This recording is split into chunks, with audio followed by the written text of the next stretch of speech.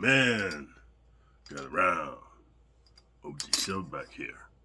And today, guys, unfortunately, I don't have any stories of victory or glory. I'm still sick, man, getting adjusted to this, the weather back here, back east, dude. And, this morning, man, it's actually 26 degrees, dude. I haven't felt this kind of cold in, a very, very long time, dude, and I'm still getting adjusted to it. I've been on bed rest for the last couple of days after I took my mom food shopping. We had to get cleaning supplies because, excuse me, my mom's elderly and she can't carry her groceries, so there wasn't groceries here, so we went food shopping. And then got cleaning supplies so I can show her I love her by cleaning the house, because they used to have a maid come here, but with her husband's income missing, she can't afford to have a maid come in here and clean the house. So, you know, as a good son, I just cleaned the house, man. And just after the jet lag, dude, and crossing all these continents, and then being out in the cold, I got a cold, man, really bad cold. So my mom bought me this sweatshirt here, and she's been kind enough to turn on the heat. So being it's 4 a.m., dude, I must speak quietly as respect to my mom. She sleeps. She doesn't get up for a few more hours. You know, that's how, you know, elderly people, they need their sleep, right? But I felt it was important to make you guys a video, man, because my mom is going to go to church this evening, right? And while she's gone, I'm going to make a savage video to address the trolls who are in the comments looking to meet me and to fight now that I'm in the United States. Because it's interesting, guys.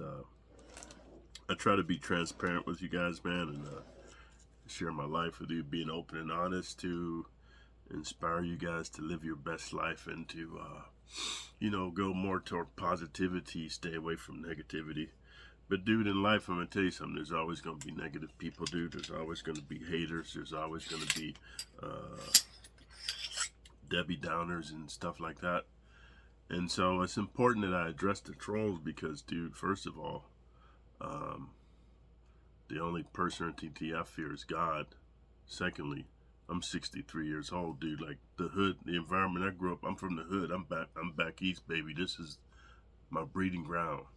This is what made me the savage. They say your first 5 years of your life forms your personality and makes you who you are. That's why they say it's so important to have a mother and father in a stable environment your first 5 years, because that's when your personality's formed. And I can just tell you, man, living in New York, Chicago, Philly, Detroit, my years of development, dude, it has made me a hardcore individual. So now I'm back where it all started. And so when I was in, I'll be honest with you, man, when I was living here back east, dude, I had a story kind of like Mike Tyson. I just didn't have the proclivity and the skills to become a world champion boxer. I was Golden Gloves, Diamond Belt. I did a lot of karate tournaments and taekwondo. I street fought a lot. I played ball. But I was in and out of reform school. And for those of you who are uninitiated or squares or, you know, do-gooders, which is the best way to be, baby, reform school is just, it's a proper term for maximum security prison for juveniles, dude. That's just a proper name for it. Unfortunately for me, I was in and out of there, just like Mike Tyson. And then I made a decision at 17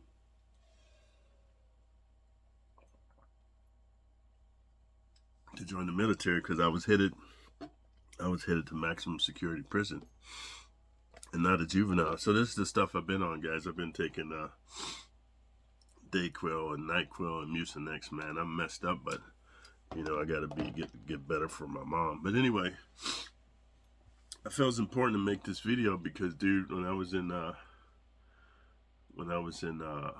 California, dude, a lot of trolls would be in the comments talking stuff, and you know, that's how I got my channel shut down twice, because I was just like, man, have at it, baby. You can meet me.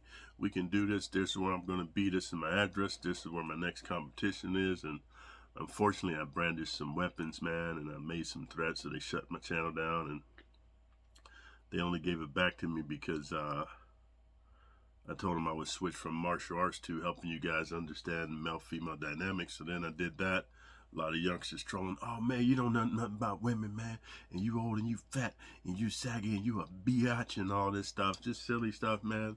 So then I made some threats again, and then they shut my channel down. But then I found my counselor, my VA counselor, and he told me that journaling is helpful for my PTSD and my anger management, and I have agoraphobia, and I also have extreme anger disorder for you youngsters who like to poke the bear. So my counselor said journaling is good for me. He said vlogging is a way of journaling. So then they gave me back my channel, saying that I wouldn't threaten anybody again and stuff like that. So I switched to prison genre because it was therapeutic, like the Gestalt therapy of psychoanalysis, to talk about your past, go back in the past and see where you made mistakes, and then move forward to become a better person, because I wanted to be a better person for my kids and my wives and my girlfriends, and even for my parents and grandparents. But anyway, dude, when I was living in Cali, you know, cell soldiers would be in the comments talking stuff, dude. I'm not going to say any names because I had some smoke with some Northern California Bloods, dude, and then they got their homeboy who's an undercover informant for the police just to wreck my whole program. But the point I'm making is these cell soldiers is on here, keyboard warriors. But this is the point I want to make to you guys. Guys, listen to me. When I was in California for 30 years after getting out of maximum security prison, I lived from Redding to Sacramento to Oakland to San Francisco to Fresno to Monterey to Salinas to Seaside, Pacific Grove, Carmel, Pebble Beach, Los Angeles, dude, South Central, Watts, Compton. Where else did I live, man? Anyway, you get the point. I've lived all over California, and I was single, dude. I live in any hood, and the gangsters who met me, nobody ever said anything disrespectful like these youngsters in the fucking comments. And why this is important, now you OGs be like, no, G, don't worry about the trolls. No. Dude, the person I am, my fortitude. Nobody bullies me, cyber or otherwise, because I don't give a fuck. I'm gonna keep my voice down. Today's a good day to fucking die, you little young dumb motherfucker, because you always been raised by a single mom. You don't know a savage when you see one. You don't know a real animal, motherfucker. Then, dude, I'll give my life, man, so that then they'll make an example, because your bitch ass will be on the news. It'll go viral on YouTube. Youngster gets his head ripped off by an old retired dude, just like Tyson's going to do to Jake Paul. So anyway, I just wanted to say that because when I was in Cali, they was making the comments. I would tell them where to meet me. They never did. And you can ask Drew Danger this. Go over to Drew Danger's channel. I think it's called Danger Custom Figures. Drew Daniel, if you're on here, Drew Danger. Just leave in the comments. So one time, me and Drew went down to. Okay, so let me start from the beginning, dude. First, I was doing IT and martial arts. And so as an IT dude, we did network security for this thing called Pebble Beach Concourse. Google it. The Pebble Beach Concourse is where all the rich dudes from all over the world bring their exotic cars. These cars are worth millions of dollars, concept cars. All the ballers is there. So it was this big, swole black dude, Urkel. He's so dark, he was Urkel. And he had on a pink, I'll never forget this dude. He had on a pink polo shirt and some white pants. No, some beige pants and white shoes. Or was it white? No, white pants and beige shoes. And he had on like a cool, like little Kango hat. Really dark dude, swole. Let me tell you something, guys. And Yeah, I know I had smoke with Big Herc, but I'm gonna tell you why. I respect him as a businessman, but I don't respect him as a man. So anyway, I was there with my coworker. My coworkers never knew I went to prison. If you guys been following me, when I first started my channel, I used to wear a gorilla mask because I was called an OG silverback in prison. But I wore a gorilla mask so my coworkers wouldn't know, so I can tell my stories, right? So my coworker's there with me, man. And he's like, hey, man, who's that big black dude? He's a Mexican dude. He said, hey, who's that big black dude? What football team he play for? I said, I don't know. And we just like to meet people. Big Herc had a Rolex on. He just mobbing. I forgot who he was with, but he was swollen. Big Herc's a big dude in real life. He's big, dude. He's big. He looks like a professional football player. Real big, muscular dude, bow leg dude, just broad shoulders, big arms. Don't be fooled by what you see on YouTube. So we went down to meet him. I said, hey, my man, you mind if we take a picture with you? What football team you play for? He said, I don't play for no football team. And we said, what do you do? He said, man, I invest in cars. I buy cars. I sell them. And my name's Big Herc. I got a prison channel. I was like, oh, man, can we get your business card? So when he said prison, the Mexican dude, he's a square Mexican dude. He's like a Oreo cookie where he's brown on the outside but white on the inside. He's like, and they didn't call me OG, they called me Antonio. Hey Antonio, I'm going to go over here and check the wireless access points to make sure that the radius is within the exact parameters. That's like, okay. So then when he left, I was like, hey man, I've been to prison too, but he don't know, man. He said, oh really? I said, yeah. He said, hey, okay, man, here's my business card. Hit me up and tell me your story. And if it's worthy, I'll bring you down on my channel. This is how it happened. So now to get back, I'm excited, dude. I looked up Big Herc. I seen that Cali Muscle was on there. I knew Cali Muscle when I was in prison with him in San Quentin, and Cali Muscle was always talking about, oh man, when I get out of prison, I'm gonna be famous and I'm gonna do this and that. And everybody's like, man, shut the fuck up, because everybody says that, right? But Cali Muscle got out. I got out before Cali Muscle. I didn't really know about YouTube till my nephew turned me onto it to learn how to build servers and configure firewalls and network access control points. It's called a NAC. So anyway, I was on there learning like how to do that, but I didn't know anything about the prison channel. So anyway, I looked up Big Herc. Wow. So I sent him my story. He said, okay, come meet me down in Beverly Hills. So I went down to Beverly Hills, man. Met Big Herc. The rest is history. So then I met Drew Danger, right, from my channel. And then Drew was like, what I like about Drew, he worked for the police department, but this dude is honest enough to say that the police are corrupt. He came from an environment in San Bernardino where he knew gang members and drug dealers, but he chose a different path. His brother joined the military. He's a martial artist like me. I respect this dude. He's a good-hearted dude. We got a good rapport. He don't judge me on my past because he understands. This is what I'm trying to share with you square guys, man. You could be the squarest dude in the nation, and just one little incident, dude, one little drunk driving, dude, one little fight you get into, one little altercation, one dude breaking into your house, one self-defense situation, and depending on the judge in the district, bro, you can end up in maximum security prison. And you sitting there talking about, now I understand what OG's talking about. These silly motherfuckers up in here. So anyway, got to know Drew, man. We met in LA. So here's where the story comes back to this here. Never judge a book by its character. When I was in California, I met hundreds of dudes from YouTube who are my fans, whether they meet me when I've been to different gyms. I normally train in like 5-6 different gyms. That's just me, guys. I want to be in different environments to see who's who in what city and what area.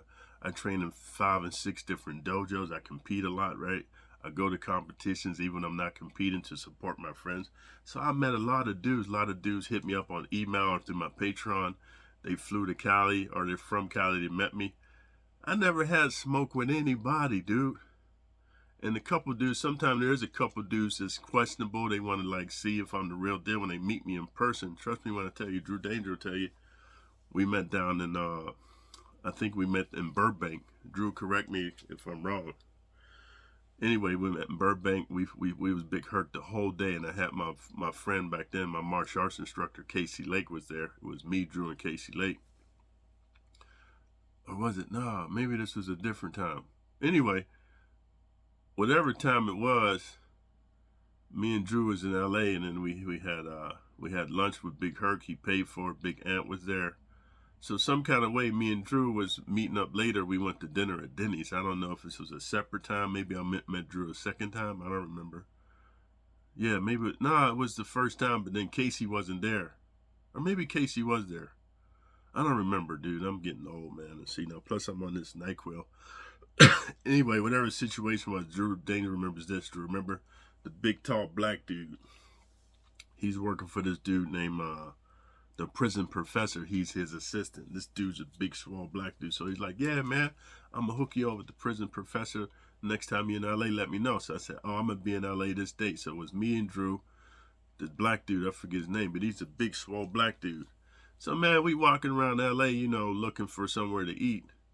Or we in Denny's, man, looking to sit down. The dude kept saying little silly shit to me, man. He's a young dude.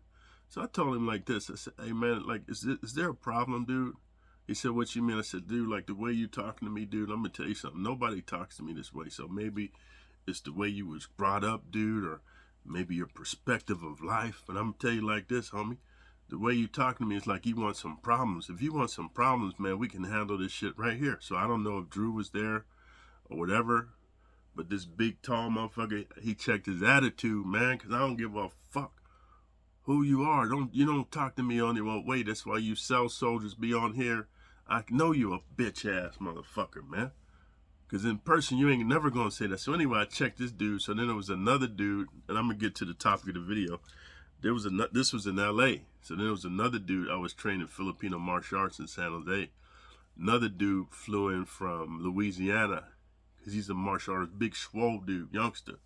When I say youngster, I was 59 back then. This is dudes in their 30s, bro. This is a youngster to me. I don't really fuck with dudes in their 20s because they silly, man. They like fucking young hot girls. You know, hot girl summer, they just all emotional, no shit. I don't have time. I'm not your father, motherfucker. You come to me when you fucking matured. So this dude was in his 30s, big swole dude, been to prison as well. He was a truck driver. So he come out, he said, yeah, I want to train martial arts with you. But then he was like, he kept saying like shit sideways to me. This is me, guys. I've been to counseling. I got anger management, explosive anger disorder. I got agoraphobia. I got issues, man. I'm a J-Cat. So I said to him, hey, man, like, you know what, man? If there's something you want to get off your chest, homie, or you feeling some kind of way, there's nothing between me and you but air and, what I said, opportunity, man. He said, no, it ain't like that. I said, then, dude, like, check yourself, homie, because the way you coming at me, I don't like the when people talk to me like, because I feel like you getting aggressive. Nobody gets aggressive. He said, no. So he checked his little panties and we went to train with my martial arts instructor. He met all my homies up in San Jose. Then he really became a believer. And so what's the last one? Oh, the last one. I went up to Sacramento and I met these this is how I fell out with Big Hurt. I met these Northern California bloods from Sacramento. I ain't gonna say no names, dude, because I'm just trying to do my thing. But I'm trying to give a point to you OGs and you middle-aged dudes about these youngsters. So met these dudes in Sacramento. They both been to prison 10, 20 years, right? And so Big Hurt was like, yeah, collab with them, you know, build your channel, this and that, because they on some positive stuff. So I get up there, the one dude who's the blood shot caller, he's a really cool dude, half black, half white. I respect this dude. He's a good dude. The problem is he's still got a prison mentality. See, I've been outside of prison about 30 years now. He's fresh out. Like fresh out, dude. He only been out a couple years. So it took me 10 years to realize I wasn't in prison. So he still got that prison, you know, vibe. And I understand. So but he's cool, right? His homeboy, we was doing this thing called prison fight combatives where I said to them, hey, if you ever had this situation in prison, what would you do? So they would show me what they would do. We all took turns, and then I showed them what I did the few times dudes tried to stab me or accost me or take my cheeks, right? So his homeboy kept saying, oh, man, that stuff don't work, and this don't work, and that don't work. So I said, man, check this out, man. I do this shit for real, dude. I'm from the hood, ninja. So, man, what you saying? You saying it don't work because it's choreographed. But whatever you want to do, because I feel like you disrespecting me, we can just get out. We can get out like 40%, 60%, or we can just fight, motherfucker. So then this homeboy's like, no, it ain't like that. And just bear in mind, I'm in their hood. I don't know if we was in Del Paso Heights, Oak Park. I don't remember, but I remember when I first went to prison, I shot a dude up in there. I unalived him. I'm not proud of it, but he tried to rob me. So what I'm saying is, behind the camera, like now, behind this camera, there was nothing but bloods there, dude. But bro, today's a good day to die, motherfucker. You right here talking shit.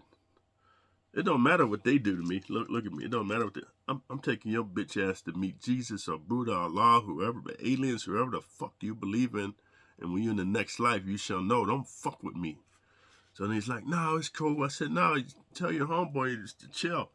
So he's like, no, it ain't like that. You know what I'm saying? It's cool. It's cool. So then when I get home, his homie's just talking shit. So I was just like, that's how me and Big Herc fell out, because his homie's talking shit. I know where you fucking live, right? I'm just not saying I'm threatening. I'm just telling him, I know where you live, dude. I told him and his homie come down to where I live, because where I live at, all the gang members, they got my back. Because why? I don't bother nobody, dude. I'm an old dude. I've been to prison. I tell gangsters and young dudes, hey, man, you know what? Be careful who you follow, man. You got to look at their life and see, is that the life you want? Maybe this is where you started out. This not where you have to end up messing your life off like your OG homies who's on drugs, dude. Their life is messed off. They can't get a job. They can't travel. This is why the gangsters respect me, and they protect me, because I'm in the community. I help people, man. Help people go to school, work on computers, do martial arts, man. All kind of stuff, man. So anyway, dude, that's the whole story, and I want to get into what happened here, because when my mom goes to church this evening, dude, I'm going to make some savage videos going off on the fucking trolls, making these fucking comments, because when I moved to Vegas, the rumor was, oh, OG moved to Vegas because the Bloods was going to smoke it. That's not true, and if you guys know the story, ask the Blood dudes. We just came to a truce. Why? Here's why. I know where your family live. And then at that time, my daughter had left, and me and my two homies moved in together. We was just training, dude, just training. There's a place, savage. I said, ain't nothing in here but lions and tigers and barbarians and savages. And I'm just saying, guys, we had a bunch of cookies. I don't know if you know what the code word is for cookies, bro. But we was just like, motherfucker, come up in here, ain't nothing to talk about, right? So anyway, what I'm saying is, the rumor was on YouTube, oh, OG moved to Vegas because the Bloods was going to get him, and he's afraid of crazy stories. Next, say all this stupid shit the youngsters perpetuate because they sell soldiers, right? They don't know no better. So anyway, I moved to Vegas for business opportunities. But the point I'm making, in Vegas, trolls is on there. Oh, yeah, when I see you, it's on, and I'm going to kick your ass. You can't fight, old man, all this shit. And it's just like, what's the glory in fighting an old man, dude? I'm 63 years old now, and these dudes is in their 20s. It's never dudes in their 30s and 40s and 50s saying this. It's the youngsters, man, without a father figure. And they lashing out because their life ain't shit. And instead of, like, finding a mentor and a leader to help them get their life together, they want to lash out. What's the glory? First of all, you ain't going to beat me, dude, because when I was living in Vegas, I trained at the UFC gym. Everybody knew me, OG Silverback. I'm making movies. I'm training martial arts. I tell all the youngsters, man, come to fucking UFC in Vegas and ask for me. Not one youngster did it. I did have one youngster come there for the Nationals, man. He's in his 30s. He won the Nationals 3 years in a row, Nationals in Jiu-Jitsu. And he was kind of questioning, my authenticity. He's a big, swole youngster. I respect him. You know who you are. But then when I took him to my Muay Thai gym, bro, and he saw how we was getting down, he understood, because Jiu-Jitsu guys understand, wrestling guys understand this. A wrestling guy doesn't have a fear of a boxer or a kickboxer. Why? Because they're striking, right? Kicking. Grapplers just want to get in. But what they do understand is physiology and joints and locking techniques. A grappler, a jiu-jitsu guy, a wrestler knows, man, if he's coming in for a single leg takedown and you knee him in his motherfucking face and you put an elbow to his motherfucking temple, or you come down, dude, on the top of his cranium, bro, he's knowing he ain't got no defense against that. So then when I took him to my Muay Thai gym, any any doubt he had of whether he wanted to test me or not was taken out the window, right? And we had a little talk. It was cool. But some dudes is just got aggressive alpha personalities, but don't get alpha with me, man, because you can't get alpha in my environment, maybe in your environment, but when you come to where I'm at, it ain't gonna happen. So anyway, I had to tell you that because, dude, they was just making them comments. And then when I moved to the Philippines, guys was really going, oh man, OG left the country because he's a coward. He's afraid. If I see you, OG, I'm gonna kick your ass and I'm gonna whoop your ass because you can't fight. And I'm watching your training videos. You all broke up. You don't know what you're doing. Okay, man, check this out, man. And I explained this to my girlfriend Yoni. I hope she's watching. This is what I explained to her. And we're going to talk about mixed martial arts versus boxing. And then I'm going to get into the topic of today's video. Mixed martial arts, let's just break down. Let's say you know boxing, let's say you know karate, and let's say you know wrestling. Let's just say. The boxing covers the hands, the karate covers the kicks, and the wrestling covers the grappling, right? And you train, let's say you train 8 hours a day, man. You're dividing your time with 2.5 hours of boxing, 2.5 hours of karate, 2.5 hours of wrestling. Whereas a pure boxer, he's just boxing. So if you were to take an MMA guy, you just put him up against a boxer, and that's all he's doing is boxing. 9 times out of 10, the boxer is going to get him in the boxing. If you take an MMA guy, you put him up just against a karate dude, 9 times out of 10, the karate dude's going to get him because they're just doing karate. Same example, you take an MMA guy, you put him up against a wrestler, just does pure wrestling, 9 times out of 10, the wrestler's going to get him. But if you take any of those 3 guys, you put him in the cage, 9 times out of 10, the MMA guy's going to get him. So, how is that pertinent here? Basically, what it means is, dude, when you see my videos and I'm doing kickboxing on there, or you see me doing grappling, or you see me doing yoga, you got to remember, I was getting up in the morning running, then I go do yoga first. I'm talking about warrior yoga. Then I would do HIIT, which is basically Pilates, dude. Then after that, I would do kickboxing, and after that, followed by boxing. After that, I would do some judo and jiu-jitsu. Then after that, I would lift weights, bro. So you see me, I'm depleted of glycogen. I'm hurting, I'm tired, my body's broke up. I'm basically doing cardio. I don't have to punch and kick hard. Because in a real fight, dude, at my level of skill, I know where to hit you and how to hit you. I don't have to hit hard. I just have to hit you accurately. So anyway, this is going long enough, but I want to talk to you about this because I want you guys to understand tonight when my mom goes to church, bro. I'm going to make a savage video, and I suggest you OGs and you square dudes and law-abiding citizens, you don't want to miss this one tonight, because it's going to be the video of all videos, man. And I'm going to teach you how to deal with coward gang members and bully criminals. Speaking of my mom, I'm glad that I have the chance to be here and help her, to show her how much I love her and cherish and appreciate her for birthing me and taking care of me when I couldn't take care of myself. And for those of you who still have your mom, man, show her love. Love is a verb. Spend time talking to your mom, taking her shopping, to appointments, and cooking and cleaning for her as she did for you when you were a baby and you were a little defenseless boy, bro. Man, moms are the greatest thing, second to God only, bro. I mean, I think dads are important, man, but the mom's the one who nurtures you and loves you, shows you love and compassion, bro. Dads are there for discipline and income. So they're important, but if the dad's not there, the mom takes over the role. And maybe she can't fill in for your dad, but dude, she's there for you. Without your mom, you ain't gonna make it, little birdie. You ain't gonna make it. For those of you who don't appreciate and show your mom love, you will have a hard and lonely life, as you are a soulless demon child doomed for the pits of hell. Because let me tell you, the most heinous dudes I ever met in this life, the most heinous hermit type lonely motherfuckers, don't appreciate and love their mom, dude. You don't have a soul. So nothing good's gonna happen to you. And I'm not gonna debate about it in the comments. This is my experience, man.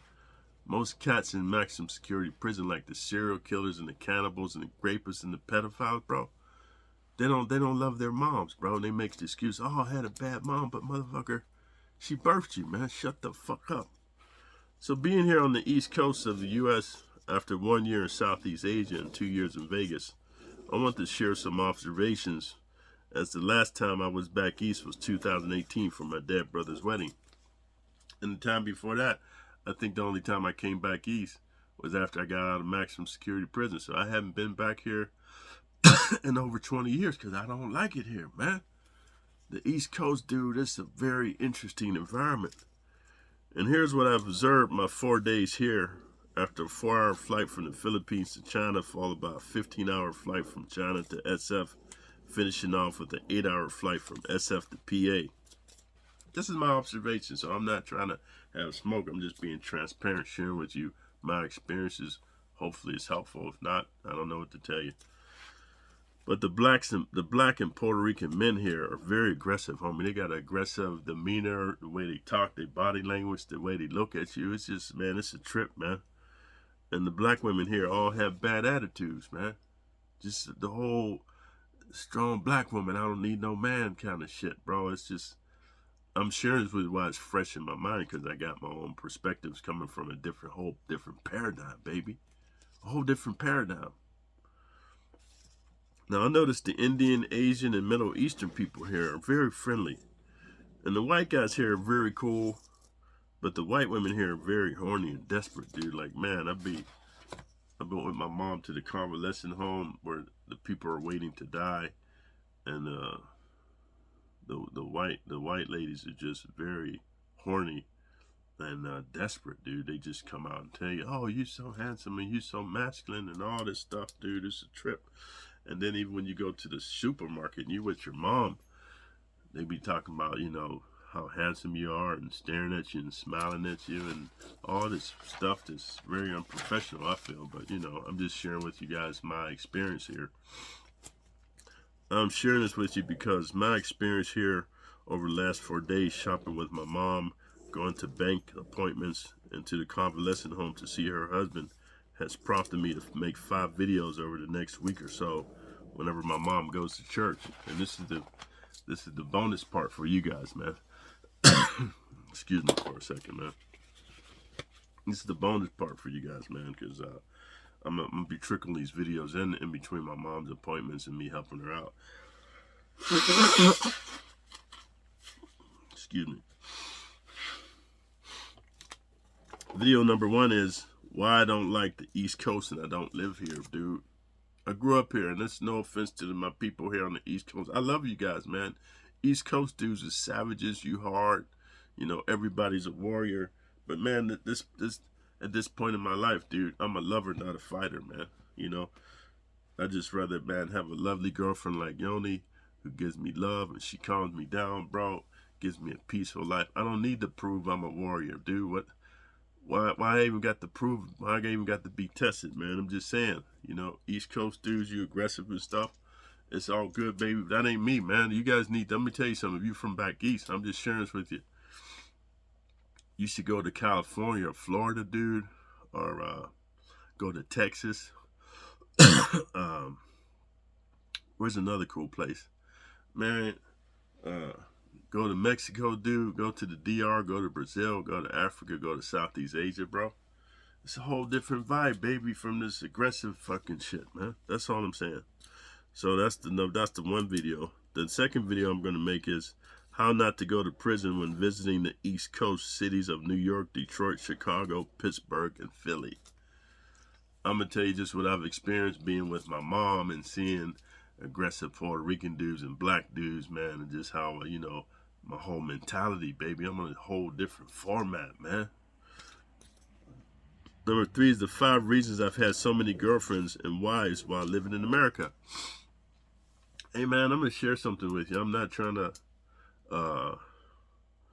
build up the passport bro thing. I'm not a passport bro. I'm a dude that travel for business purposes, but sometimes a business trip can become a pleasure trip, and I just want to share with you, when you go to other countries, bro, it's just a whole different vibe. I'm not saying it's some utopia, but I can't explain it. It's like in the movie The Matrix, you can't explain what the Matrix is. You got to see for yourself, right? So all I'm saying is, dude, when you go to other countries, the way the interactions are with the females is different. That's all I'm saying. I'm gonna make a video about it. I'm just letting you know what to stay tuned for. If you're new to the channel, subscribe, because these are gonna be heavy hitter, fresh in my mind. Here's number 4: the best races of women to date if you want to be successful, and which races to avoid if you don't want to end up in prison. I'm gonna tell you from first-hand experience, man. And here's the 5th one: how to get a good Filipina girlfriend in the Philippines if you want a serious relationship of marriage, or how to avoid the bad Filipina scammers. So I'm serious with you, man. I was in the Philippines and I went to Thailand, bro.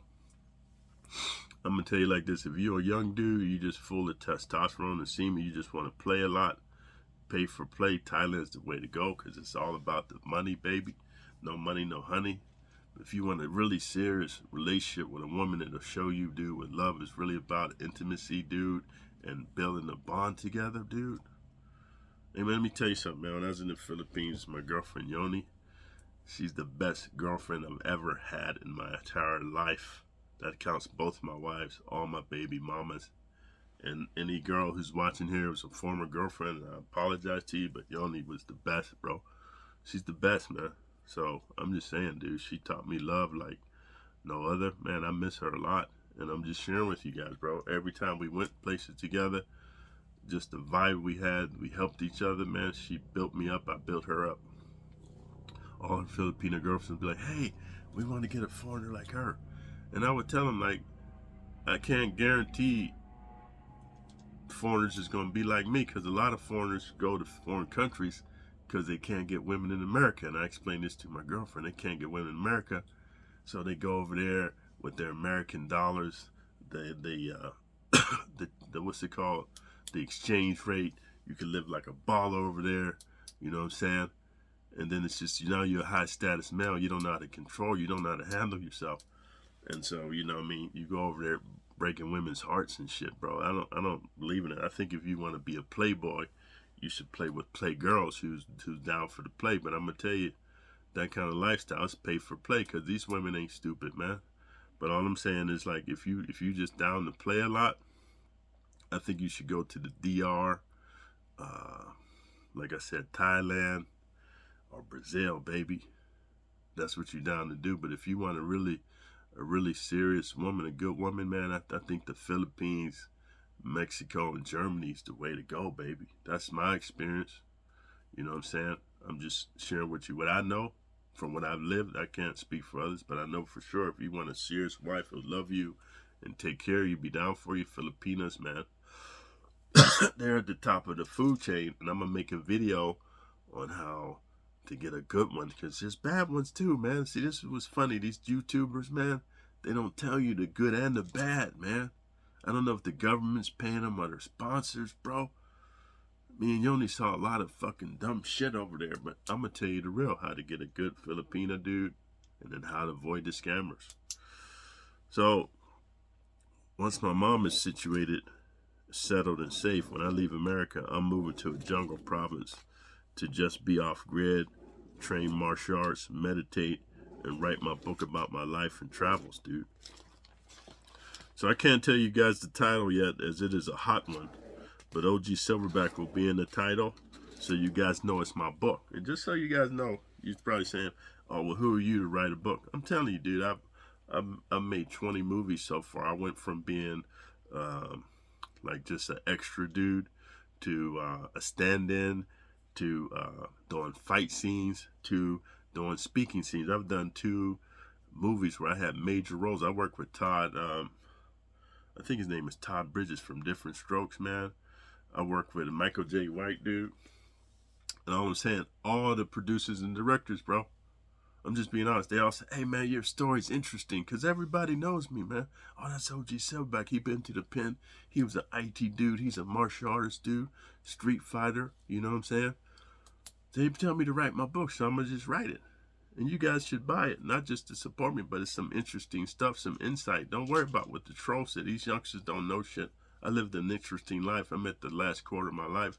I want to give back to the male community so you can see the path to success and the path to avoid the destruction and downfall that I've done. My life has been like this. Now it's going up, baby. I'm not letting nobody take me down. So, in maximum security prison, if you judge a book or a person by its cover or by their appearance, you will end up with your name listed in the book of the dead. So in maximum security prison, guys, all inmates who have died, been murdered, or killed are listed in the book. So the administration can contact their families to come and get the bodies, because if they don't come get the bodies, if they contact your family, nobody comes to get the body, they donate your body to science to make money for the prison. Like, the prison is called Prison Industry Authority. They make money off you. That's why America has the highest population of incarcerated motherfuckers on the planet, dude. The highest level. Google it, man. So do not over or underestimate a person, dude, until you have read their book, which means interacting with them. Like I told you all the time, read this book, The 7 Habits of Highly Effective People. Man, when you meet somebody, especially maximum security prison, you want to at least interact with them. You can feel their energy, dude, their vibe. That's what I try to tell youngsters. You never met me, you fucking keyboard warriors. Every youngster I ever meet, I never had a youngster, man, never once go sideways, because when you meet me, my vibe, my consistency, my congruency, motherfucker. It's like, dude, let me tell you something real quick for in this video. If you ever had a little puppy, dude, and he poops in your house, what they tell you when take the dog training school, this is not me or animal abuse, they tell you tap the puppy on the head and push his nose into the dirt, into his poop, and say, no, no, okay. So this is how youngsters treat everybody, because you're just like hot girl summer, you're entitled, you know what I'm saying? You've never been around a real motherfucker. So you grow up all your life learning to smack puppies on the top of your head. So then you go out camping and you build a tent and you leave some food out. So a big ass grizzly bear comes, and while he's eating your food, he poops. And because you're a dumb fuck, you never been to the savage jungle before around a real motherfucker, you go up to the grizzly and you think it's a puppy, and you slap the grizzly on the head and you try to push his nose into his poop. He'll take his big ass claw and tear your fucking head off. That's what it's like when you keyboard warriors be putting your little fucking comments in there, man. You motherfuckers ain't never been around a serious motherfucker, man. Just because you can carry a gun and shoot somebody. If you never beat somebody to death with a baseball bat or fucking held a man while you stabbed the fucking shit out of him until he shit his pants, bro, and lost all his bodily fluids, you're not a fucking killer. You're a fucking coward, man. A little kid can shoot a gun. They got, just on the news here, they got a 10, 11, and a 16-year-old just robbed the Wells Fargo bank, armed robbery, man. So you ain't a man just because you got a gun. The only reason I carry guns and I shot people, they tried to shoot me. But if a motherfucker, if I got a gun and dude ain't got a gun, he want to get out, man, I try to talk to him, I can rip his head off. This is what I try to tell you youngsters, talking about, oh, gee, I've been boxing for 5 years. I'm going to knock you out. I've been doing kickboxing for 3 years. I've been doing MMA. I can take it. Man, I don't fight fair. When I'm sparring, dude, it's just for cardio. But you try to aggress upon me outside the ring, I'm going to tear your little fucking head off because I got too many skills, youngster. Stay in your fucking lane and read some books, man. So this is why there are so many tests in prison, because in prison, dude, you can't judge a book by its cover. You have to see who a person really is. This is why there's so many tests. But I always give you the negative. I'm going to give you the positive. On the street, you want to judge a book by its cover. See, prison's like the polar opposite of society. So on the street, if you see a person looks like a duck and quacks like a duck, assume he's a duck. So if you see a youngster got big baggy t-shirt on and big baggy pants, he's sagging, dude, and he's mobbing, there's 5 or 6 of them across the street, because more likely it's going to be a problem. So you like the realness and the rawness of the channel, man? Thumbs up the video, leave a comment, man. Let me know how you guys feel about it, and then subscribe to the channel, because when my mom goes to church, dude, I'm going to let it out, because I'm back in the States, man, and all this is going to cease and desist, my man, because I'm all about positivity, but nobody bullies me, disrespects me, dude. Why? It's a good day to die, but see, what you guys don't understand, it's a good day for you to die, and for your OGs, your square dudes, taxpayers, law-abiding citizens, you want to learn how to deal with gangsters and bully gang members, dude, and drug dealers and shit, who try to oppose their will upon you because you by yourself and they got all their homies, I got a surprise for you. So until next time, this evening, hope to see you back.